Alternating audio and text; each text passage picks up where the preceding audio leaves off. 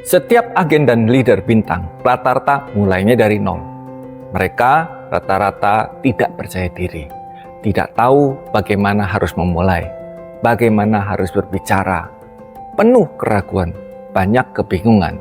Tapi untuk menjadi seorang bintang, Tuhan tidak memilih orang yang sempurna, tapi orang yang mau dibentuk. Pembentukan seorang agen asuransi yang pertama adalah harus memiliki dasar yang kuat. Dasar yang kuat seorang agen asuransi yang pertama adalah memiliki mentalitas awal. Pada awalnya, semua hasil besar itu perlu dimulai dengan tindakan yang terus-menerus.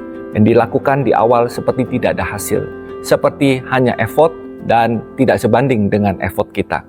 Sampai satu titik apabila kita terus melakukannya, disebut sebagai titik plato.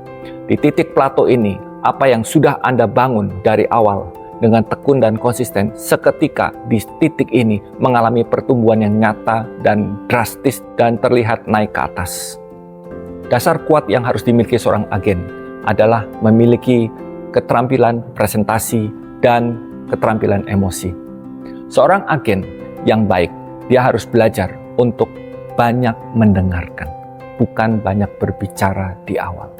Dengan dia banyak mendengarkan, dari situ dia akan mendapatkan apa yang dibutuhkan dan diinginkan oleh si prospek. Dengan demikian, dia bisa mempresentasikan konsep dan solusi melalui produk yang dia miliki. Yang berikut, dasar yang kuat yang harus dimiliki oleh seorang agen adalah memiliki keterampilan emosi. Jangan bawa perasaan. Disiplin yang perlu dilakukan oleh seorang agen adalah disiplin prospecting, disiplin follow up, disiplin recruiting, disiplin belajar, disiplin menyelesaikan target meskipun tidak ada yang menekan. Yang berikut adalah pembentukan seorang leader asuransi. Seorang leader asuransi dibentuk untuk bagaimana dia membagi dua fokus, yaitu bukan hanya fokus kepada hasil diri sendiri atau closing sendiri, tetapi juga bagaimana dia menumbuhkan kemampuan dan potensi tim dan pertumbuhan tim yang ada. Belajar mengembangkan orang lain, mulai dari merekrut dan membina, mengcoach mereka. Jadi bukan hanya closing sendiri. Mampu mengenali potensi tim, bersabar, dan memotivasi mereka.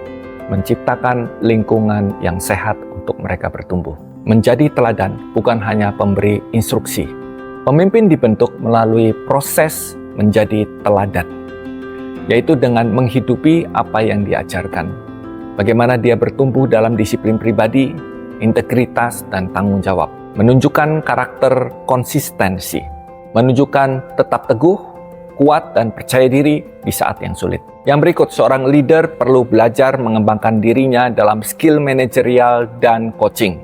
Seorang leader perlu mengembangkan dirinya dalam hal manajemen waktu dan prioritas, perencanaan pembinaan dan promosi tim yang ada, melakukan coaching dan mentoring secara berkala. Yang keempat, proses pembentukan. Setiap agen dan leader ada masanya mengalami masa padang gurun, yaitu masa di mana Anda mengalami banyak penolakan yang bahkan menyentuh dan mengguncang emosi dan harga diri Anda. Namun justru dalam masa seperti itulah karakter sejati Anda dibentuk. Seorang agen dan leader yang bertahan akan menjadi seperti sebilah pedang yang tajam. Mental baja, karakter yang kuat, deep and strong motivation, inner motivation, dan panggilan yang murni. Leader sejati bukan lahir dari kemudahan. Leader sejati lahir dari tantangan yang membuat dia harus naik level. Hasil pembentukannya, mereka akan menjadi agen yang sukses dan bertumbuh. Mereka punya penghasilan yang stabil, punya jaringan yang luas, dipercaya, punya integritas, punya disiplin dan konsistensi dalam hari-hari kerjanya, mampu menjadi mentor buat agen-agen yang lain. Dan mereka akan bertumbuh menjadi leader yang berdampak dan berpengaruh. Mereka mampu menciptakan tim yang tangguh, bukan hanya tim yang besar. Mereka akan punya pemimpin-pemimpin baru yang dilatih olehnya. Dan dia akan memiliki warisan. Pembentukan adalah jalan menuju kebesaran dan kepada kemuliaan.